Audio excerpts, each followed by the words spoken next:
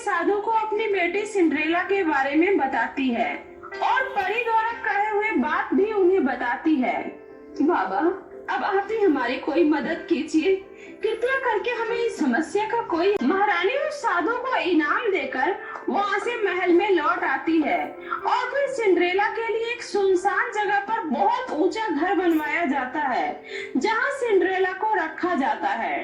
राजा रानी और उनके दोनों बेटे अक्सर सिंड्रेला से मिलने वहाँ आते रहते थे, लेकिन सिंड्रेला को वहाँ से बाहर जाने की अनुमति नहीं थी। सिंड्रेला के बड़े भाई का नाम राजकुमार सम्राट था और छोटे राजकुमार का नाम विराट था। दोनों भाई अपनी बहन से बहुत ही अधिक प्रेम करते थे। ऐसे ही समय बीतता रहा और तीनों भाई बहन अब बड़े हो गए और राजा रानी बूढ़े हो गए और बीमार पड़ गए। कुछ ही दिनों बाद राजा रानी दोनों की ही मृत्यु हो गई। राजा रानी की मृत्यु से पूरे राज्य में शोक था, हर कोई दुखी था। सिंड्रेला भी अपने माता पिता के चले जाने से बहुत ही ज्यादा दुखी थी। राजा की मृत्यु के बाद उनके बड़े बेटे सम्राट उनकी गद्दी पर बैठे। एक दिन राजकुमार सम्राट से उनके छोटे भाई विराट कहते हैं, भैया, अब तो इस राज्य के राजा हम दोनों भाई ही हैं। फिर क्यों ना हम अपनी बहन को उस कैद से बाहर निकाल ले। आखिर कब तक हमारी बहन वहाँ अकेली रहेगी? आखिर उसकी विवाह की उम्र भी हो गई है। ठीक है, चलो। भैया, अच्छा हुआ आप लोग आ गए। भैया, कृपया करके मुझे यहाँ से बाहर ले चलो, मैं अब यहाँ और नहीं रहना चाहती। भैया, फिक्र मत करो बहन, हम तुम्हें लेने ही आए हैं। हम जल्दी ही तुम्हारी शादी किसी आलीशान राज्य में बड़े ही धूमधाम से करेंगे। और फिर दोनों भाई सिंड्रेला को बाहर लेकर आ जाते हैं। सिंड्रेला ने पहली बार बाहर की दुनिया देखी थी। उसने जब बगीचे में हर तरफ सुंदर सुंदर फूल और नदी देखा तो वो आश्चर्यचकित रह गई। तभी उसने एक सुंदर से मोर को पंख फैलाए हुए देखा। वाह, ये तो बहुत ही सुंदर चीज है। मैंने आज से पहले ऐसी कोई भी चीज नहीं देखी। आखिर वो कौन सी चीज है जो मेरी बहन को इतना प्यारा लग रहा है? भैया, ये क्या है? ये तो मोर है। यह एक बहुत ही सुंदर जीव है। भैया, मुझे ये बहुत ही अच्छा लगा और मैं कसम खाती हूँ मैं अब शादी करूंगी तो सिर्फ मोरों के राजा से ही, वरना किसी से नहीं करूंगी। सिंड्रेला, आखिर मोरों का राजा हमें कहाँ मिलेगा? वो सब मुझे नहीं पता भैया, लेकिन मैं मोरों के राजा के सिवा किसी से भी शादी नहीं करूंगी। दोनों भाई अपनी बहन की जिद से बहुत ही चिंतित हो गए। काफी सोचने के बाद दोनों भाई ने फैसला किया कि वो मोरों के राजा को ढूंढ कर ही रहेंगे। उन्होंने अपनी बहन की एक तस्वीर ली और अपने साथ रख लिया। मेरी बहन, हम दोनों भाई तुम्हारे लिए मोरों की राजा की तलाश में इस देश से बाहर जा रहे हैं। तब तक तुम इस महल का अच्छे से ख्याल रखना। ठीक है भैया, आप निश्चिंत होकर जाइए। मैं वादा करती हूँ मैं आपके राज का बहुत ही अच्छे से ख्याल रखूंगी। दोनों भाई अपने घोड़े पर सवार होकर महल से निकल पड़े। वो लोग काफी दिनों तक चलते रहे और बहुत ही दूर निकल गए। उन्होंने हर जगह मोरों के राजा को ढूंढने की कोशिश की, लेकिन उसे वो कहीं नहीं मिले। काफी दिन बीत गया। अंत में वो दोनों भाई एक ऐसे जगह पर पहुंच गए जहां चारों तरफ मोर ही मोर था। हर पेड़ पर मोर ही मोर बैठा था। दोनों भाई उस राज्य के अंदर गए। वे लोग मोरों की नगरी में पहुंच चुके थे। तभी उधर से मोरों के राजा की सवारी आ रही थी। मोरों के राजा बहुत ही अद्भुत थे। उनके सुनहरे बाल और नीली आंखें थी और उसके रथ को बहुत ही खूबसूरत 7 मोर खींच रहे थे। तभी मोरों के राजा उसके पास आया। तुम दोनों मुझे यहाँ अजनबी लगते हो। तुम कौन हो नौजवान? महाराज, ये मेरे बड़े भाई हैं। ये भी आपकी तरह एक राजा है और मैं इनका छोटा भाई हूँ। और ये मेरी बहन की तस्वीर है, राजकुमारी सिंड्रेला की। महाराज, हम बहुत दूर से आए हैं। दरअसल हमारी बहन आपसे विवाह करना चाहती है। क्या आप मेरी बहन से विवाह करना स्वीकार करेंगे?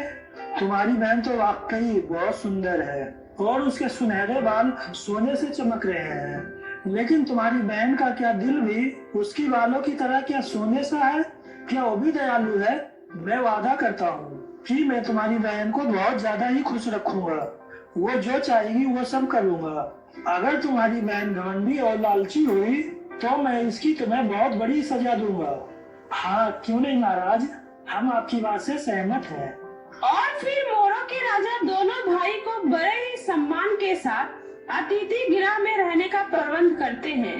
इधर जल्दी ही राजकुमारी सिंड्रेला को अपने भाई द्वारा भेजा गया पत्र मिलता है कि मोरों का राजा मिल गया है और जल्दी ही वह उनसे विवाह करने वाले हैं।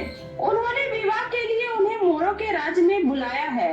यह खबर सुनकर सिंड्रेला बहुत ही खुश हो जाती है और अपनी एक खास दासी को गले लगाकर बोलती है, मोरों का राजा मिल गया और उन्होंने मुझे विवाह के लिए अपने पास बुलाया है।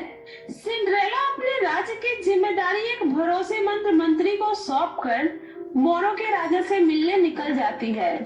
वो अपने साथ एक दासी और उसकी एक बेटी और अपना एक प्यारा सा तोता लेकर जाती है। वे लोग नाव में सवार होकर समुद्र के रास्ते से निकल जाते हैं। रात होने पर जब सिंड्रेला और उसका तोता सो जाता है तब वह दुष्ट दासी ने अपने प्लान के मुताबिक राजकुमारी सिंड्रेला को उसके गद्दे के साथ पानी में फेंक देती है। खुशकिस्मती से राजकुमारी का गद्दा पक्षियों के पंखों से बना था और वह पानी में तैरता रहता है और वह पानी में नहीं डूबता है। काफी देर के बाद जब सिंड्रेला की आंखें खुलती है तो वह हैरान रह जाती है, ये क्या, उसने हमारे साथ धोखा किया। इधर दुष्ट दासी और उसकी बेटी काफी आगे निकल चुकी थी। जल्दी करो बेटी, हम मोरों के राजा के शहर में पहुंचने ही वाले हैं। दासी ने अपनी बेटी को राजकुमारी सिंड्रेला के सबसे सुंदर गाउन पहनाए और उसने सिंड्रेला के सारे गहने भी पहन लिए। जल्दी ही वे लोग मोरों के राजा के तट पर पहुंच गए। वहां मोरों के राजा के द्वारा भेजे गए सिपाही उनके स्वागत में खड़े थे। चलो जाओ और जल्दी से मेरे लिए कुछ खाने को लेकर आओ, वरना याद रखना मैं तुम सबके सर कटवा दूंगी। अरे ये राजकुमारी तो बहुत ही बुरी है और इसके तो सुनहरे बाल भी नहीं है। हाँ सही कहा तुमने, ये हमारे राजा के लिए कैसे दुल्हन है। बहुत ही धूमधाम से दासी और उसकी बेटी को महल तक लाया गया। इधर सिंड्रेला और उसका तोता तैरते हुए उस गद्दे की मदद से मोरों के राजा के तट तक पहुंच गए। चलो दोस्त, मुझे जल्दी से मोरों के राजा के पास ले चलो, मेरे प्यारे तोते, जल्दी करो। उधर दासी और उसकी बेटी मोरों के राजा के पास पहुंच चुके थे, जहां पहले से ही मोरों के राजा और उसका भाई उनका इंतजार कर रहे थे। वही नकली राजकुमारी बग्घी से बाहर निकली और एक मोर को लात मारते हुए बोली, छी, तुम सब कितने गंदे हो, हट जाओ मेरे रास्ते से। राजकुमारी का ऐसा व्यवहार देखकर मोरों के राजा गुस्से से आग बबूला हो गया। तुम दोनों बदमाश, खुद को राजा बताकर मेरे साथ धोखा करने की जुर्रत की। ना तो तुम्हारी बहन सुंदर है, ना ही सुनहरे बाल है, और वो तो दयालु कहीं से भी नहीं है। तुमने ये सोच भी कैसे लिया मैं एक दुष्ट लड़की से शादी करूंगा। क्षमा करें महाराज, लेकिन मेरा यकीन करें, ये हमारी बहन नहीं है। फिर और एक झूठ, पहरेदारों, इन दोनों को बता दो कि मोरों के राजा से झूठ बोलने का क्या परिणाम होता है। इन्हें अभी के अभी मृत्यु दंड दिया जाए। नहीं, रुक जाइए महाराज। राजकुमारी सिंड्रेला अपने तोते के साथ दौड़ते हुए वहां पहुंची। क्षमा करें मोरों के राजा, मैं हूँ असली राजकुमारी सिंड्रेला और वो जो मेरे कपड़ों में है वो मेरी दासी की बेटी है। मोरों का राजा आश्चर्यचकित रह गया। राजकुमारी सिंड्रेला ने मोरों के राजा को सब कुछ बताया। पहरेदारों, इस दुष्ट दासी और उसकी बेटी को पकड़ लो, उन्हें रस्सियों से बांधकर समुद्र में छोड़ दो। यह सुनकर सिंड्रेला मोरों के राजा से बोली, मोरों के राजा, कृपया कर उन्हें माफ कर दे। उन्होंने जो हमारे साथ किया वो बहुत ही गलत किया, लेकिन उन्हें उनके कर्मों की सजा मिल चुकी है। कृपया उन्हें इस तरह समुद्र में ना फेंके। अगर आप उन्हें क्षमा कर देंगे तो वो अब कभी किसी को हानि नहीं पहुंचाएंगे। मोरों के राजा यह सब सुनकर बहुत ही खुश हुए। उन्हें बहुत ही अच्छा लगा कि उनकी शादी सच में एक बहुत ही दयालु लड़की से होने जा रही है। जिस दासी और उसकी बेटी ने उन्हें इतना नुकसान पहुंचाने की कोशिश की, फिर भी राजकुमारी सिंड्रेला के दिल में उनके प्रति स्नेह है। वो मुस्कुराया और बोला, राजकुमारी सिंड्रेला, ना तो सिर्फ आप दिखने में सुंदर हो, बल्कि आपका दिल भी उतना ही सुंदर है। आप मुझे बहुत ही अच्छी लगी और मैं आपसे बहुत अधिक प्रेम करने लगा हूँ। मोरों के राजा ने दुष्ट दासी और उसकी बेटी को माफ कर दिया और वो अपने द्वारा किए गए गलत व्यवहार के लिए सिंड्रेला के भाई से भी माफी मांगे।